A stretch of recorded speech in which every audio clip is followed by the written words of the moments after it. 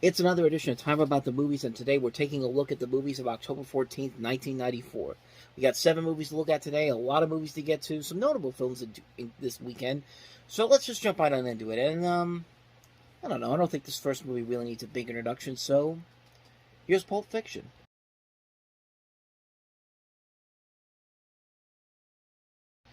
I mean, honestly, do I really need to say a whole lot more about this movie that hasn't already been said already? Pulp Fiction's the movie that made Quentin Tarantino the superstar that he is as a filmmaker. It revitalized the career of John Travolta and made stars out of Samuel L. Jackson and Uma Thurman. It was up for several Academy Awards, including Best Picture.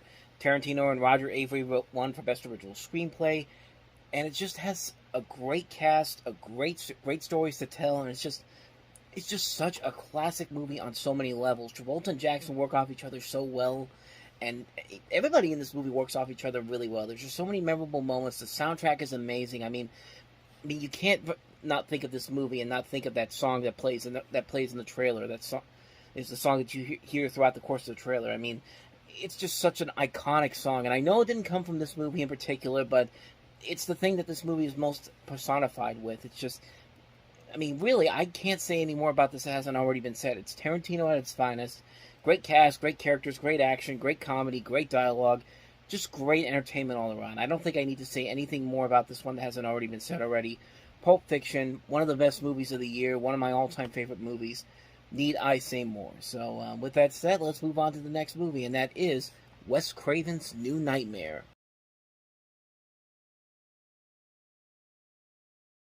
Talk about a clever revival of the Nightmare on Elm Street series. I mean, the series had pretty much ended on a kind of a sour note.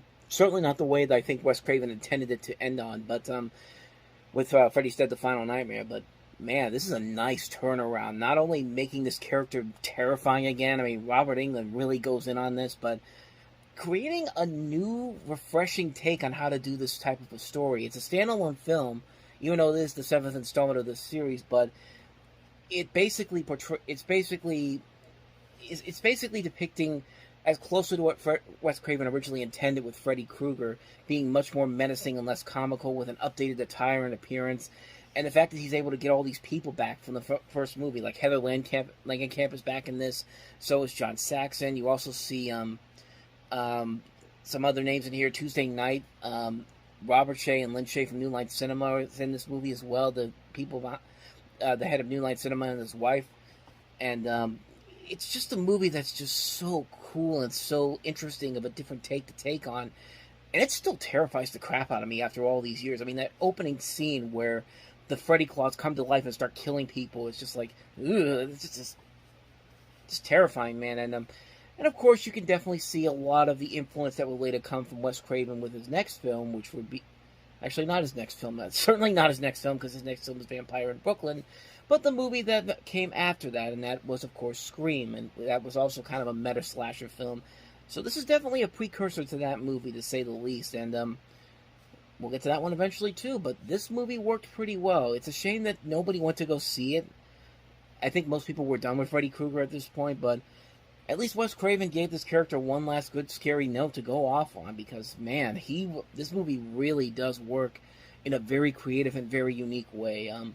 You haven't seen it, definitely check it out. Wes Craven's New Nightmare. It will scare the living daylights out of you. I mean, even after all these years, I still get terrified by it. But so yeah. On that note, let's move on to the next movie, and that is another movie from my childhood, which I don't even know why I worded it like that. I didn't watch New Nightmare during my childhood. I saw it later on during is when I became a teenager. But this movie I saw a lot when I was a kid, and that is Rick Moranis and Ed O'Neill in Little Giants.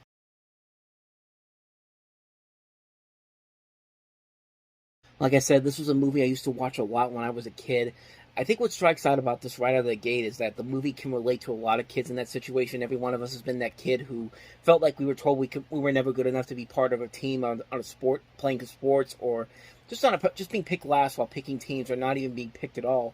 I think a lot of kids can relate to this movie, and it's a predictable underdog story. You can easily see they're trying to do something kind of like the Mighty Ducks, where Steven Spielberg basically said he wants this to be his own Home Alone, kind of, after he saw a commercial for this movie that he inspired him to make this movie. And I guess I could kind of see that, but at the same time, I kind of can't. But I mean, the kids in the movie are pretty good in here. I think they all have their own personalities to them that make them kind of stand out.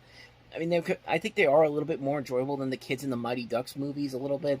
But Rick Moranis and Ed O'Neill, they're fun to watch in here. You know, Ed O'Neill rarely made any good movies when he was the lead on Married with Children, and I'd be lying if I said this wasn't the best movie where he was the leading star in it. The cameos in here are very good. John Madden, Emmett Smith, Bruce Smith, Tim Brown, Steve Entman, some of the biggest names in the NFL at the time. I mean, it's definitely a very flawed film, but I can't help it, man. Every time I see this movie, I just go back to when I was a kid and I used to watch this movie a lot. And it still holds up to this very day. It's a film that just still has a ton of fun, that just works on so many levels. I love this movie to death. Little Giants. Can't recommend this movie enough. So, on that note, let's move on to a comedy that was not so successful that came out this weekend, and that is Dan Aykroyd and Rosie O'Donnell starring in Exit to Eden.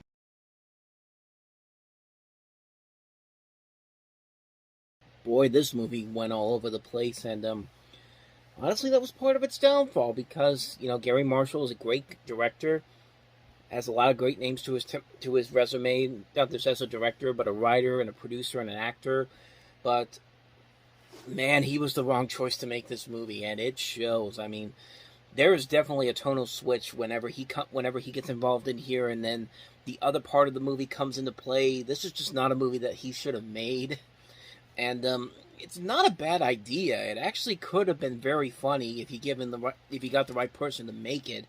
But you got the guy who did Pretty Woman, and has also done these other movies that are very out of his norm, like stuff like Frankie and Johnny, and he would later go on to do stuff like Dear God, Runaway Bride, The Princess Diaries, and this movie is trying to be a little more risque, considering that it's all about is an island of BDSM, where people worship BDSM, and bottom line is it didn't work. It's a movie that I think has some elements in here that had some promise to it, but the tonal shifts this movie takes is so all over the place. It really ruins anything that you could have enjoyed out of this. I mean, it's a bad movie, man. It's a film that, like I said, it fails because it doesn't know what kind of direction it wants to take. Like, it doesn't know what kind of a movie it wants to be. Does it want to be this more risque, more adult comedy, or does it want to be something on the lines of Pretty Woman or some of these other movies that Gary Marshall did?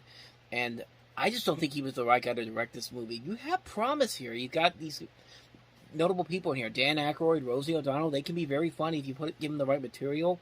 I've seen Dana Delaney be in a lot of good stuff too, and I guess Paul Mercutio has some talent there. I hardly don't even know I can't even remember anything he was in, honestly. Right off the top of my head, I should say. But yeah, this movie's just all over the place, man. It's just not an enjoyable film at all. It doesn't know what kind of a tone it wants to set. And you could just tell why it didn't succeed at all. It's a film that was largely forgotten and ended up on many Worst of the Year lists, won some Razzies, and you can definitely see why, because, man, this was just a miscalculation on so many levels. Some potential there, it just didn't work on any level whatsoever. So that's Exit to Eden. Now let's move on to the next movie that we have here, and that is the Browning version.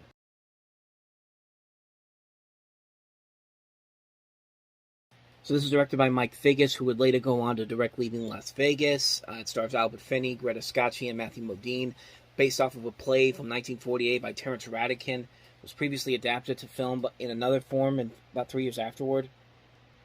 Honestly, I don't really know too much about it because I've never seen this movie. I can't really comment on it too much, but with a cast like that, Albert Finney, Greta Scacchi, Matthew Modine, you have Julian Sands in there too. I don't doubt that this is a good movie. I really think this could be a pretty decent film. I've never heard it.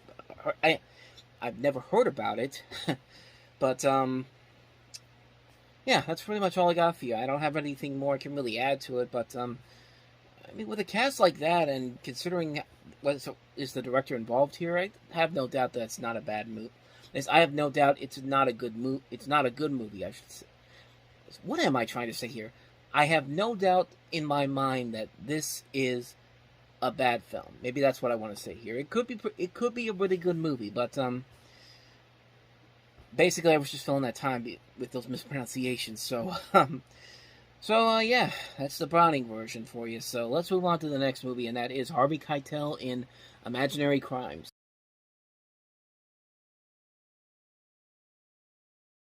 Another movie I haven't seen, haven't really heard too much about. Looks very interesting. Like it's a very different movie for Harvey Keitel, which is not a. It's a role that doesn't usually fit what I'm used to seeing from Harvey Keitel. So, could be pretty interesting. I mean, I haven't heard anything bad about it from the stuff that I've seen for it. Good cast overall. Farouza Balk, Kelly Lynch, Vincent D'Onofrio, Seymour Cassell, Elizabeth Moss. I have no reason to believe it's not a good movie. So I don't know. I can't really say too much more about it, but it definitely shows some promise, though. So, yeah, another quick review on that one. But let's go to a movie. Let's wrap up. We started the show off with one of my favorite movies of all time. Let's end it with one of my favorite movies of all time, and that is, of course, Hoop Dreams.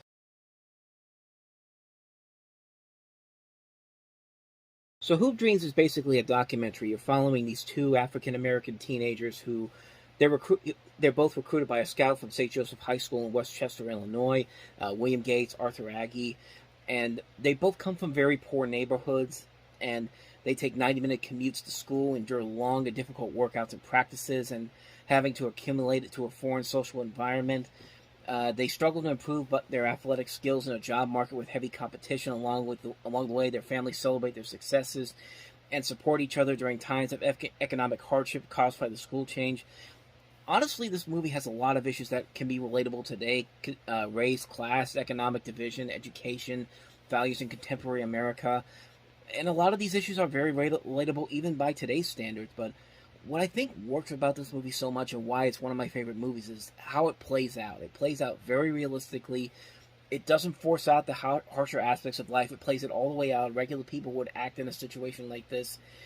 You become really invested in these two kids, and you want them to succeed and how they've lived, and you don't see, and how they because of how they lived, and you don't see somebody just faking their sympathy for the sake of a documentary. It's all very real. It feels very realistic and rewarding to see these two real life families acting like normal people. And probably the most shocking thing about this movie that works so well is that it's nearly 3 hours long. I mean, you never get bored watching this story. You're so invested in what's going on with these characters that you lose track of the time, and it never really let's say it, you really never get the sense that you're sitting here for almost 4 hours watching this, and it works so well. This is directed by Steve James, who has this very cinema verite style way to his documentaries and unique styles. And he did it with Life Itself, the Roger Ebert documentary a couple years ago, and it's a shame that this movie never got the proper respect it deserved. I mean, it had huge critical acclaim. It was a box office success, and the Oscars completely snubbed it. They completely snubbed it,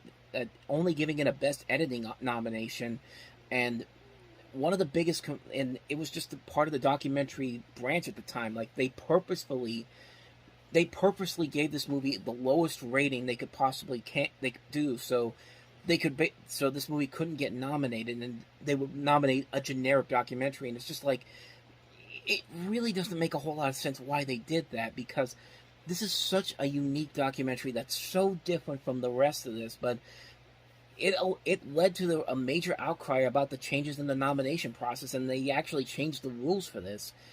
And you can go back to this theory to a number of things, like the fact that Community, the TV series, never got any nominations, even though it was highly praised as a TV show, and never got a single nomination when that show was on the air. And I still hold by my theory that the Emmys did the exact same thing to Community that the Oscars did with Hoop Dreams. It never got a nomination because the people were tired of the series getting snubbed over, but they just kept doing it anyway. But it just proves that you don't need an abundance of talking heads to make a good documentary. And Hoop Dreams is one of the first documentaries that really gave me something entirely new and became great. It's a film that just still holds true to me after all these years.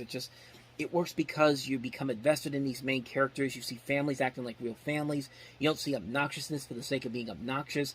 You see anger when it needs to be there. You see joy when it needs to be there. You don't care it's over 3 hours long because you're loving what's going on. That's what makes this movie so great. That's why it's one of my favorite movies of all time. It takes chances, but at the same time, it doesn't lose sight of the messages it's trying to bring out. It's a classic movie on so many levels. I know a lot of people may have never seen this movie, but please go out and see Hoop Dreams. You will not be disappointed by what you see here if you go into it on the right note. It's a fantastic film. Can't recommend it enough. Hoop Dreams. So on that note, we wrap up another edition of Time About the Movies. Next time we meet, 7 more movies to look at, including Warren Beatty and Annette Bening starring in Love Affair. We also have The Puppet Masters, the George Lucas-produced Radioland Murders, Bullets Over Broadway, the classic film Clerks, Vanya on 42nd Street, and also Torment. So 7 movies to look at next time around. We'll delve into those on the next episode. But until then, thank you very much for watching, and if you want to see more videos like this, please hit the playlist on the next page, check out the previous episode, and I will see you guys tomorrow for another episode. So thank you for watching. I'll see you next time, and until then, as always, take care.